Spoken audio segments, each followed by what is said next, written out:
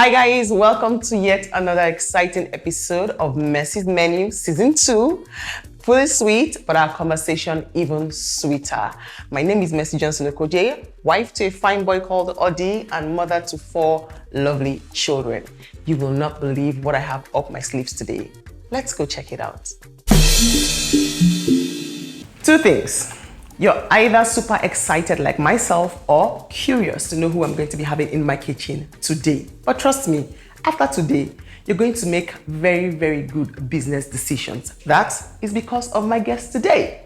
I'll give you a hint. He is a very successful media entrepreneur, one of Nigeria's leading brains when it comes to strategy, communication, and leadership. This man built a media empire before he turned 30. He's the group CEO and co-founder Red for Africa. No other person than Adebola Williams in my kitchen. Yay!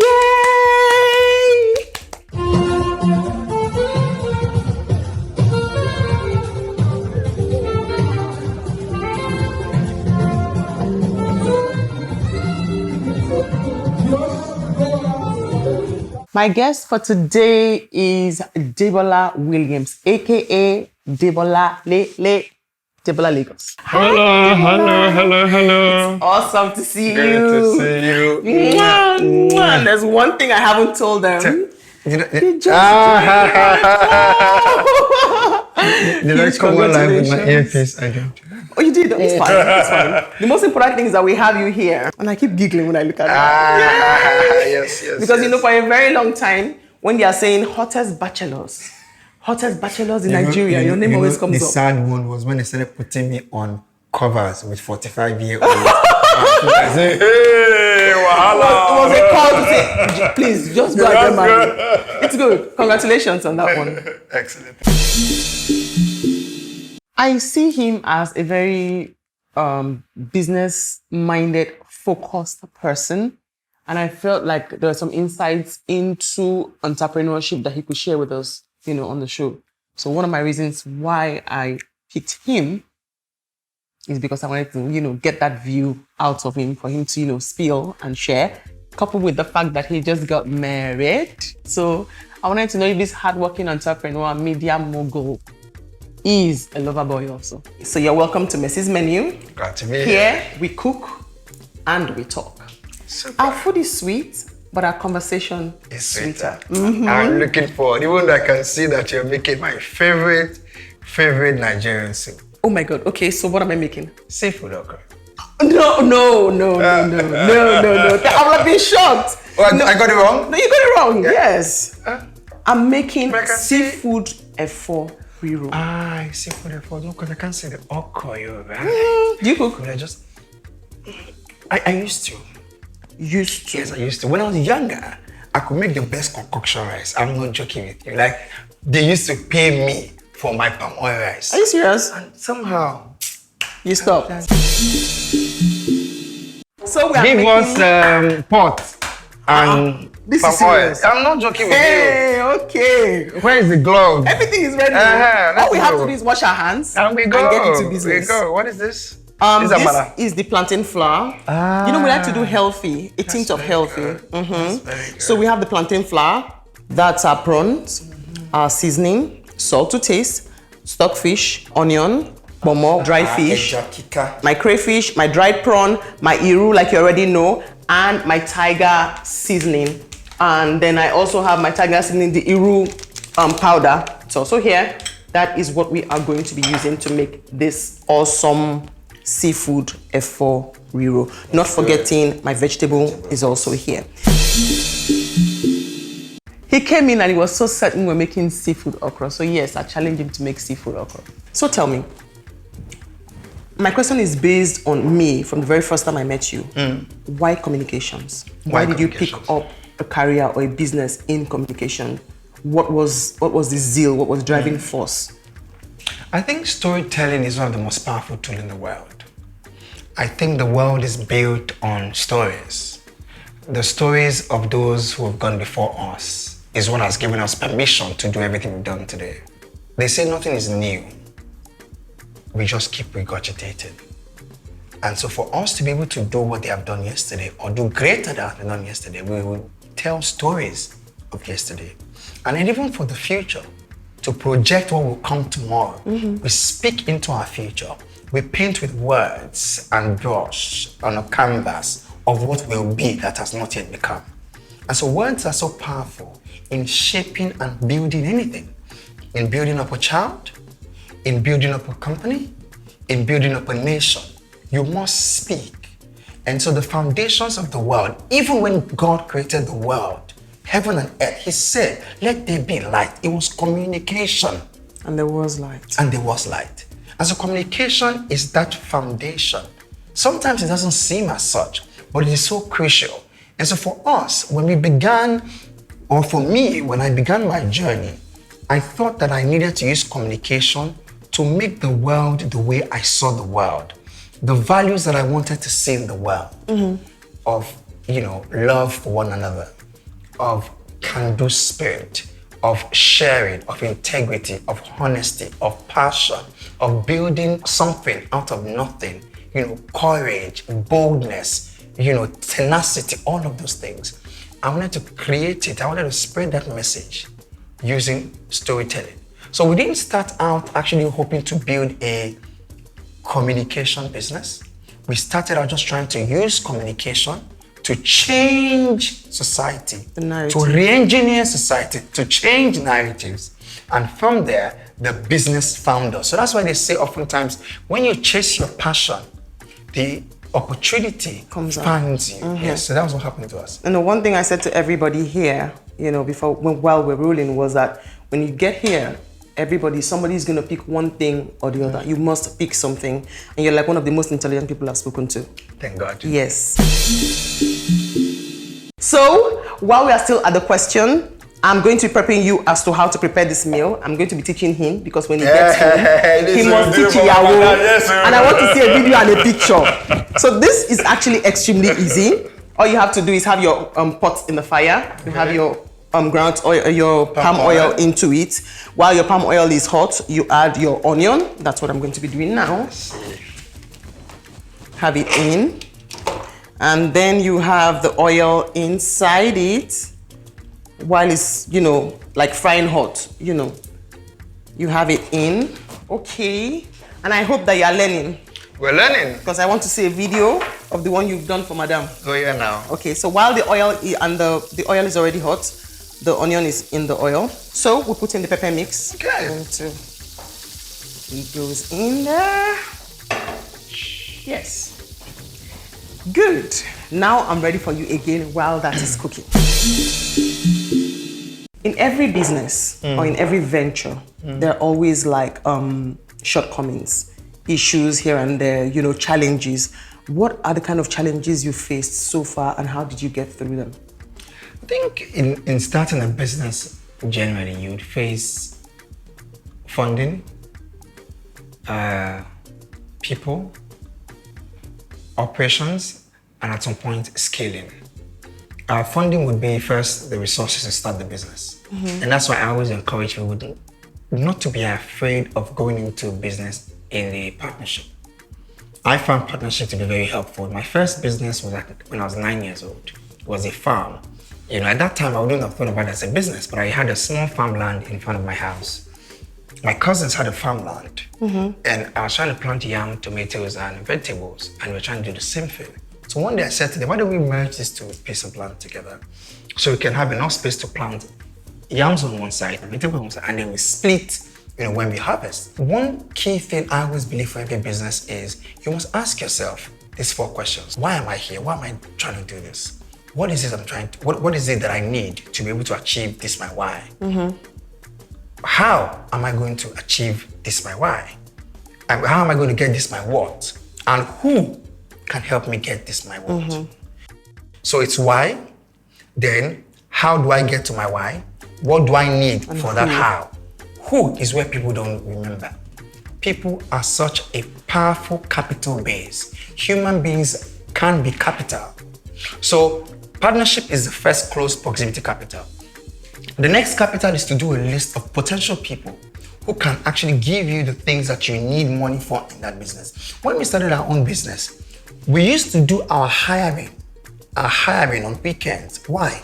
Because we would speak to our friends who were HR managers in companies and ask them to give us their Saturday to help us interview people so that they can bring their expertise to ensure we hire the right people. At their free time. At their free time. For example, till today in my company, we do work from home, but not because of COVID. We started work from home in our company 5 years before COVID. Wow. Because we wanted to give our staff a more flexible working environment, something they could not find anywhere else. So before COVID-19, 1 week out of every 4 weeks is work from home, and then 1 day out of every week is work from home. So our staff got 8 days work from home. And then apart from the weekends, 2 days every month, everybody got to shut down. To rest. So you got an extra weekend. So we had to constantly come up with these different ways, bonuses, opportunities, to be able to show the people that we have faith in you, we believe in you, and stay with us on this journey until we got to where we are now, where we can pay competitively, and keep staff. So you face a challenge of funding, but you need to solve that by finding people who can help you. Yes. You face a challenge of operations. You need to find, either yourself. If you're budgeting the operations, find someone who can handle the other parts of the business, vision, marketing. I kind of like the part of where you said people can also be capital. People are capital. That's like one lesson I've picked up from all of this. Just in case you're wondering what's happening there, I'm actually cooking with the Radiance cookware. Means I just need to cook under a very low heat. Okay. So my thing is still, doing what it ought to do. So it's not burning? No. So I've been seeing them. I saw her on Shredder Gang Bumi's page. So now that we have plugged them together, I've been waiting for my check. You're going to get a set for madam. I've been waiting for my check for them. Or at least a set, yes. For plugging them. Oh, yeah, we'll get a set across to madam. Okay, so we are getting our pomo and our prawns, which is the seafood in.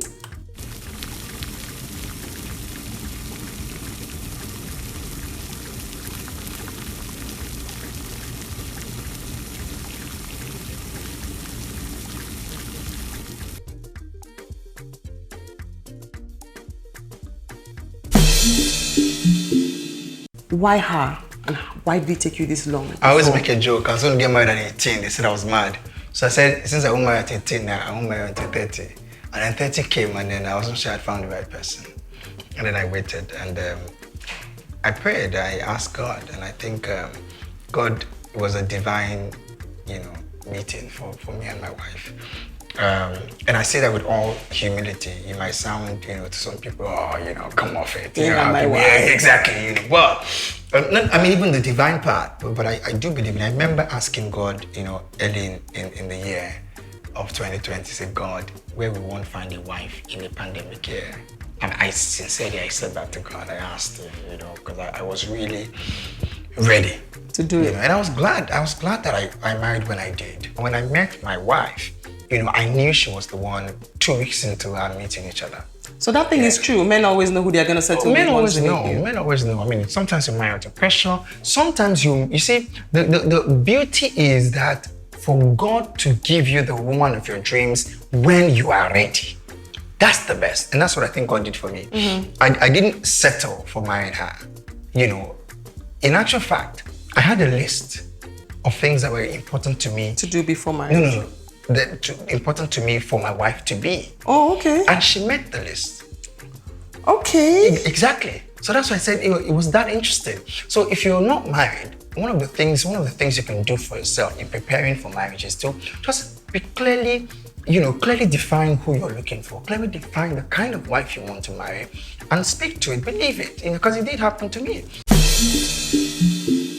That day I went to the dinner with someone else, and then I saw her and I was like, okay, what's this? Okay. That she was on denim, and I just like, oh my goodness. And suddenly she's smiling, watching you now. She had this hair, like high up, which is a signature style, which we joke about we call it the Mongolian style or something like that. She just looked like something from the magazines. Like, okay. Somebody's in love here. So, trust me. This is love speaking. One of the most weird things was that I'd been telling my friends, and I told them 3 years before I met my wife that I wanted to marry someone in consulting. It was weird. She's and in consulting? I told them that I want to marry someone who worked in, I mentioned 3 companies, 3 company names. And guess what? She works in one of them. But that's not how we met. We met even out of Lagos. It's beautiful. It was so crazy. I bet after the discussion later, you are the day I met her, her mom and her dad were there. But when I and her mom spoke, her mom also said many things that just seemed to connect. The way I also find it. Yes, so it was really strange for the 2 families at how there were just too many things working together for your good, right? Yes, so that's why I always give God the glory, and I think He divinely just orchestrated that, and she's amazing to God's glory. Yeah. I'm sure she's smiling. What would you tell a young man who wants to settle down? What advice would you give to somebody who's planning on settling down? I would say, try to spend the time of you being single to knowing yourself, being comfortable with yourself, accepting yourself, being truthful to yourself, with your strengths, and don't deceive yourself. There's no time for that, Know yourself, know your strength, what you like, what you don't like, what you accept, what you don't like. Just know it. Be comfortable in your own truth. And then take that into the relationship you're going to and have honest conversations about it. With your baggage. And you'll find someone who can accept or not accept it. Do not try to replicate, what you've seen in other people's marriages or in your own marriages that are unhealthy into your relationship. Open the lines of communication always. You will not always be in love. You would not always be in love. Just focus on the good things. Focus on gratitude. For me, gratitude has been the biggest thing in marriage. And friendship. But gratitude is the foundation of even friendship. The fact that I'm grateful for you opens my spirit to you to be able to appreciate all that you do for me. No sense of entitlement. And then there will be conflicts, number 4. But you see, there is no conflict that gratitude does not supersede. So again, the reason why you will have conflict with someone is because you feel entitled or you're angry, they did this, they said that. The moment you say, actually, first of all, I'm even grateful I have Mr. Johnson as a wife, first of all. And this thing happening is an external thing, and it is I and her against that thing. It changes the game entirely. Wow. We're going to, this is really special. This is special to me because I've been married 10 years now, and it's more or less like what one would expect to know in the next 5 years is what you already know in your first year of marriage, and I wish you well. Thank you. I don't know if you can anything because the food is ready. I can't wait to dig in. Please bring it on. We are ready. I like Adebola's view on friendship, on relationships generally, and I learned one thing from him, gratitude. I liked that, and I want to pick up that aspect, first, always show gratitude to my friends. Always be grateful that I even have them in my life to support me. So I like that.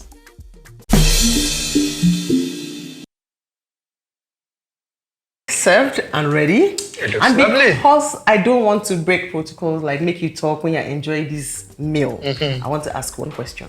Let's get it. You like to wear red and white. What is the rationale behind this dressing? I mean, I keep asking myself, how many red and white does he have? I know, I don't know anymore. But it began for me just going back to the beginning of our conversation. You asked me about communication. Everything we do communicates. The way we dress, the way we speak, the way we carry ourselves. It's all communication. And I believe that part of our problems on the continent or in Nigeria is that we do not have a strong foundation in our identity. And so we waver with every doctrine that comes. So I wanted to begin to symbolize, that sense and that pride in who we are from how we look. So if you find me on Champs-Elysees, if you find me in Manhattan, on Oxford Street, I'm most probably in 95% dressed like this. I'll wear my thermal wear under it, and I'll wear this over my thermal wear, because thermal wear is where the heat comes from. And I would enter into meetings in London, in New York. I would speak in stages in the European Parliament for President Barack Obama, and I would wear my agbada with pride. And I was sending a message to them that not every time you get an email from a place of Nigeria it means that every one of us, are like that. just like America, where there are different kinds of people, in Europe, in India, in China, so is Nigeria. So I say to myself, I carry the blessings and the burden of my people. And so dressing this way also makes me behave at my best anywhere in the world. And coming to white and red, I got to a point where I wanted to be wearing red because that's the color of my company. So I tried red and black, but I thought it was very loud, you know, and then I tried red and white. And I thought white was pristine, sophisticated, confident, but not overconfident, you know. And so I thought it did a better fit with red. It did. And that was the birth of white and red. It did. Perfect. So it's time for us to dig in. Let's do it. I can't wait to get my scores. I see fork and knife here. No, I'm pushing that away. Yeah, I see the water. I'm sticking with my water. Okay. Let's do it. You're good. Let's do it. When the swallow is inside, you know, the vegetable, you cannot disrespect it with fork and knife. No, that would be rude. Yes. It would be so rude. So rude. Yeah.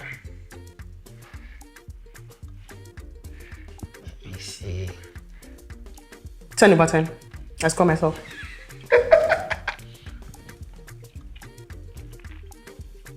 Are you feeling the hero inside? Like I just munched one now. Nice, right? You know, I was also able to turn out. I was also just eating with faith. You know how you watch people on TV and they give them food and they're smiling. And they're like, are you sure that food? But this one is the real smile. This is good. Well, I can tell you without any, from that, Mr. Johnson is the real deal. Thank you. Thank you so much. Mr. Okoji, you see me in your house after today. You have to ask me to pay another dowry. I'm coming. But this is what he's enjoying free of charge. Free of charge. Well, he paid the first time, sir. Oh, yes, he has. Yeah. What would be your biggest lesson at 10 years in marriage? These 10 years, I've learned, yes, we'll say I wouldn't do this. We'll say I'm not going to sleep when I'm angry. You realize sometimes certain things happen, you're so disappointed and you just need space. But the good thing is just don't let the space last for too long. Because when it lasts for too long, everybody in their psyche begins to think what they want to think. Yes. You know, so like you said, communication is key. But sometimes it's just hard to communicate depending on the hurt that has been done. Yeah. Okay. I'll leave it at that one because you're my senior in this department. You know? But then, because we have to look at from, I like to listen to, you know, different people. I think people have different experiences, great experiences. Marriage is different. I find that, you know, sometimes you also find people who say, we stick to the rules no matter, and I think that's the best gift in a marriage. You know, and I've seen couples who've said that. So I see what you're saying. And that's why I paused, because it's actually very real. But there's also, in some cases, maybe willpower to also say, you know what, we will stick to this. So I think you find at the end of the day that it's really how you decide to run your own show. Yes. But know the rules. Yes, know the rules. Know the rules and do your best to adhere to the rules. To those rules. Know your deal breakers. Know the things that breach trust, you know, and try to avoid it. He has very powerful, like very strong opinions about what the institution is like. So I like that, even though I kept reminding him we're in it 10 years now and those views are gonna change when next we meet. I liked his views, you know, on marriage.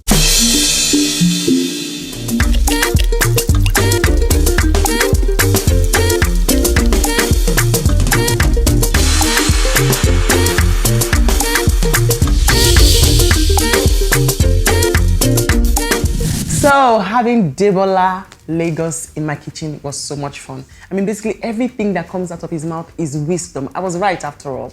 I had so much fun, like it was so exciting. And like everybody, you know, all the crew were behind the camera and they were like, oh, especially Junior.